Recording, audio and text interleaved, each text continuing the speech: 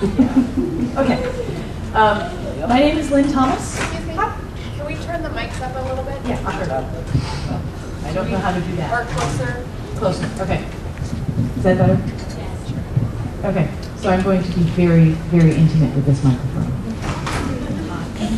Yay! My name is Lynn Thomas. I'm one of the GOHs. I'm also one of the co-editors of Chicks Dig Time Lords, and I'm going to be your moderator for this here panel. For those of you that have not had the Lynn Thomas moderation experience before, here's how it works. It is stolen directly from Pat Rothfuss, so I have to give credit where credit is due. I use the loving mallet of moderation, which means that we start with the panel talking amongst ourselves and hopefully saying pithy and entertaining things, and then we'll open it up to the audience after that, and we'll have a lovely conversation. That way, we get to say the things that we spent 5 minutes thinking of before we start, and then we all get to join in on the conversation, and we do our best to be fairly organized. So when we get to the audience participation part, please do raise a limb and wave it about, and if you have the ability to do so, and we will do our best to call on you in the order in which said waving was accomplished. Are there any questions before we get started? Okay, this is the Chicks Still Dig Time Lords / Series 6 panel. So if you're not here to talk about Chicks Dig Time Lords and Doctor Who, you're in the wrong place. Please leave now and move on to the next panel. Okay, if you are here for that, welcome.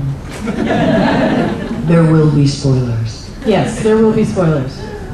Okay, we're going to start at the far end of the table, and I'm going to ask each of the panelists to introduce themselves. So, Kat? Excuse me. I'm Catherine Valenti. I'm one of the other guests of honor. I am a fantasy novelist. I wrote The Orphan's Tales, Palimpsest, and The Girl Who Circumnavigated Fairyland in a Ship of Her Own Making, among other things.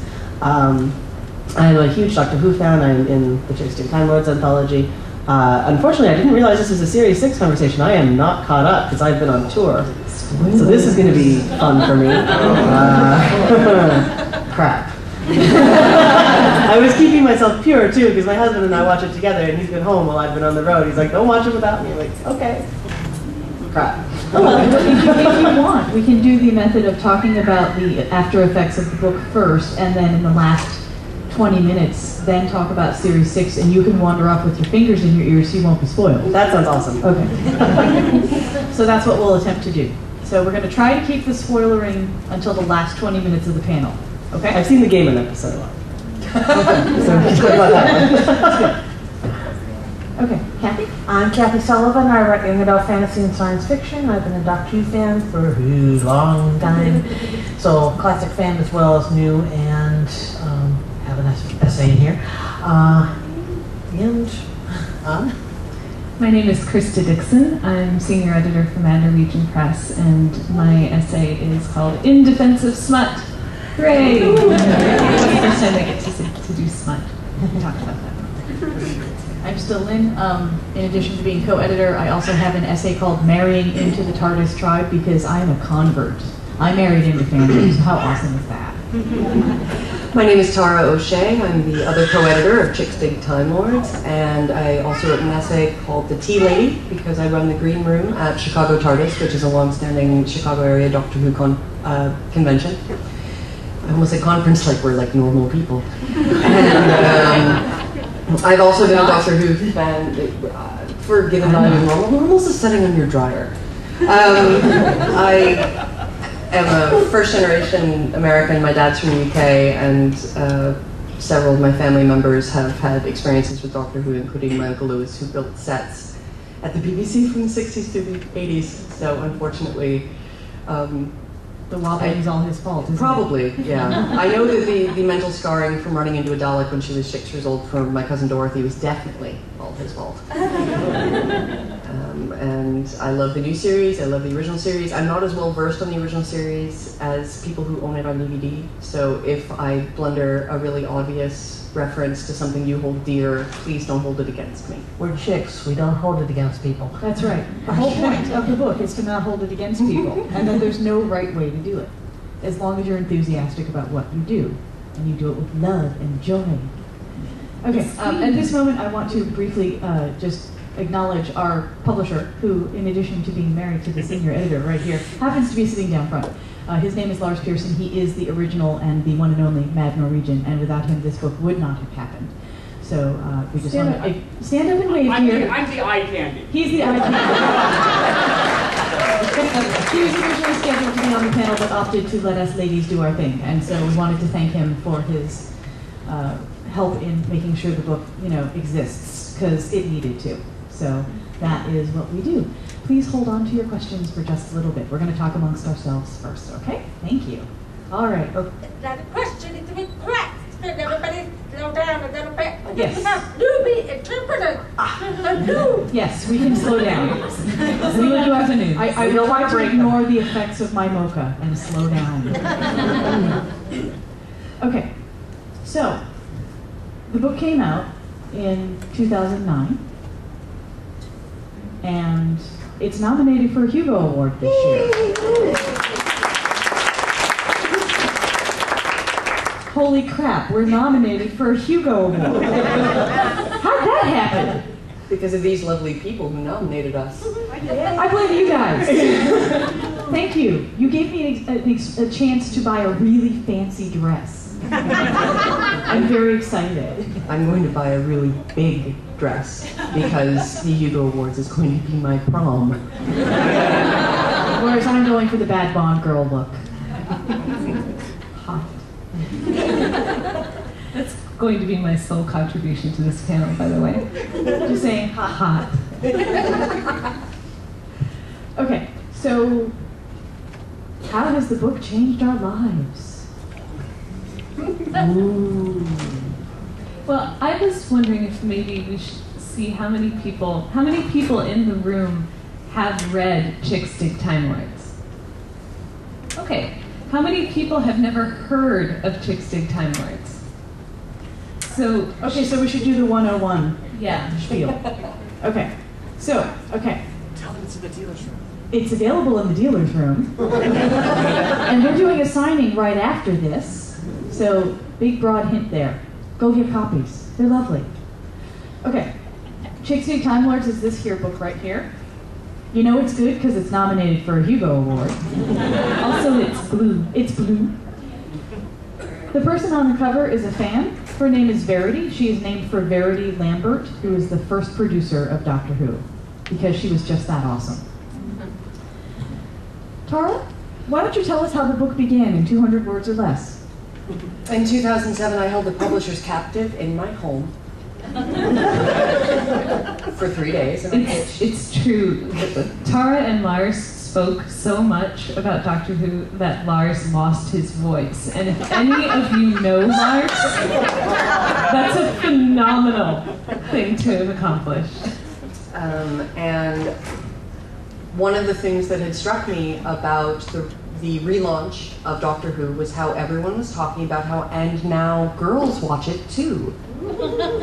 And my reaction was, but girls have always watched Doctor Who, and they run conventions, and they make fanzines, and they make fan films, and the women on the series are incredibly important in science fiction. And so I wanted to create a book for not just chicks who dig Time Lords, but also for guys who dig Time Lords to give to their wives and their daughters and their mothers to say, look, this thing I am passionate about, women love it too. And that was how the genesis of it began. It's sort of like a clue by 4 in book form. In a handy, affordable format, we settled on essays and not purposely anecdotal essays. We didn't want a dry academic tome. We wanted to It's a cartoon. and a comic book, in the middle. a comic strip from the Torchwood Babies gang. We wanted to entertain. We wanted to reach as many people as possible. We wanted to bring people who had never read any of Mad Norwegian's Doctor Who tie-ins to Mad Norwegian. We wanted to reach people who don't necessarily go to conventions but love Doctor Who and are discovering it for the first time. So that was really our intended audience was everyone. Each and every one of you are our intended audience. Well, and one of the things that I have loved most about the reception to the book is I've had many women come up to me and say that they liked my essay. But the one that touched me the most was the male fanboy that came up to me in a bookstore and said he'd read my essay and it had made him rethink how he thought about certain aspects of fan fiction, is what my essay is on, and particularly smutty fan fiction. And my argument is that it has a place, and a valid place, in fandom. And he said, before I read your essay, I was kind of dismissive of these things. And after I read your essay, I realized, hey, maybe there's a place for this after all. So I love that we're giving women a voice. I also love that we're helping everyone to understand our place within the fandom and that we're all one big, happy, squeaky family. One of the things that the book does really well that we're quite proud of is it demonstrates the diversity of the fandom. We have everything from professional writers who have awards in their fields, including Kat, who's at the end of the table here, along with Elizabeth Bear and Mary Robinette Coal and Shauna McGuire, who are professing a deep and abiding love for this series, as well as amateur writers who had never been published before, who had unique stories to tell about their fandom experiences. So we tried to cover as much of fandom as we could, everything from writing dirty fan fiction, to cosplay, to running fanzines, to conventions, to the experience in my case of marrying into a fandom, having been raised by mundanes, I have this encyclopedic knowledge of dying of cancer movies of the 1980s, but I had never seen science fiction until I met my husband. It was just amazing. So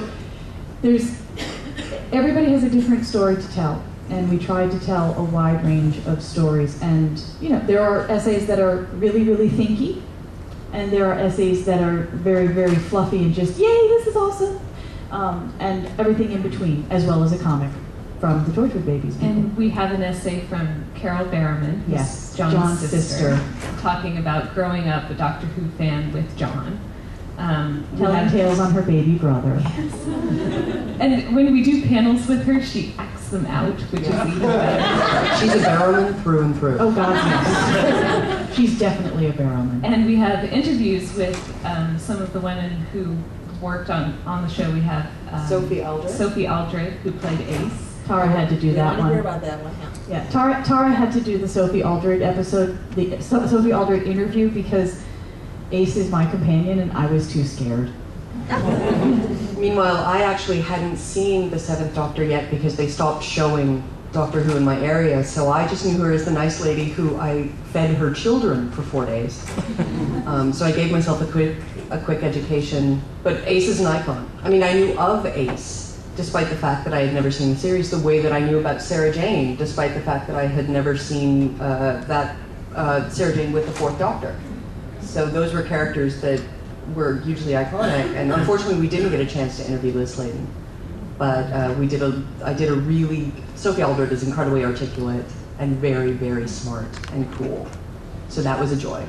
And Laura Doddington is one of the new companions in the Big Finish range, who is just an amazing actor. She's worked with Helen Mirren, she does panto, she does everything.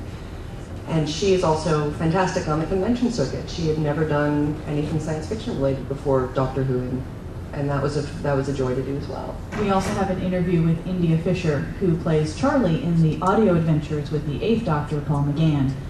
That came out during what we lovingly refer to as the wilderness years when the show was not being broadcast. So she also kindly provided an interview, and I think we've hit the highlights of what's in the book, so you should go buy it. Okay, enough with the commercial. How about for the next 20 minutes we talk about everything except Series 6, okay? As a big old group, so now's your chance. Wave something in the air like you just don't care if you have something to say. Go ahead. Given the tremendous diversity of experiences for people enjoying this series, what are the chances for another one of those? I can answer that sort of. There are no plans specifically for Chicks Dig Time Lords to codename Electric Boogaloo. However, there is, at the moment, a as yet unnamed anthology, because we're still working on a title that will be as awesome as Chicks Dig Time Lords, that is being co-edited by two of our contributors, L.M. Miles and Deb Stanish, who both are in Chicks, are co-editing a book where they have asked both professional writers and amateurs to take on watching a particular season of Doctor Who and writing about their experiences. And I've been commissioned to write one of the essays for the book, and I can tell you that I'm writing about series 24. I'm taking on Mel, and I'm going to defend her, because Mel is awesome. So that's all I can tell you right now, because I'm not editing it, and Tara's not editing it. We've both moved on to other projects. But it's in the works. There are people frantically watching episodes and trying to think of entertaining things to say about them. So stay tuned. It should be out next year. Is that right, Lars? Next year-ish. How's that? You can tell them about your new book because it's in the same Oh vein. yeah, in the same vein. Well, we've got a follow-up to Chicks, which is Whedonistas. Krista's going to provide the visual aid. This is the book about all things Joss Whedon. So this is Buffy, Angel, Firefly, Dr. Horrible, and Dollhouse. All being squeed over in the same way that we squeed in Chicks Dig Time Lords. Again, lots of great writers bringing their A game to the table to tell us why the things that Joss does makes us happy. And Volume 3 is going to be coming out in March of 2012. There's a panel on this on Sunday, and it's called Chicks Dig Comics. And it's being co-edited with Sigrid Ellis, who is hiding in this room. So that is in the works as well. And we're looking forward to that. It's coming out March of 2012-ish. So those are the follow-up projects, as it were. Everything in the kitchen sink. Generally, we try not to put a fixed release date on something until we have a manuscript in hand, because there's all kinds of things that can happen to delay a book. And when you tell people March of some year and then it doesn't come out for years and years, they get angry at you. So they're both in process, and hopefully next year we'll see. It depends on how things shake out.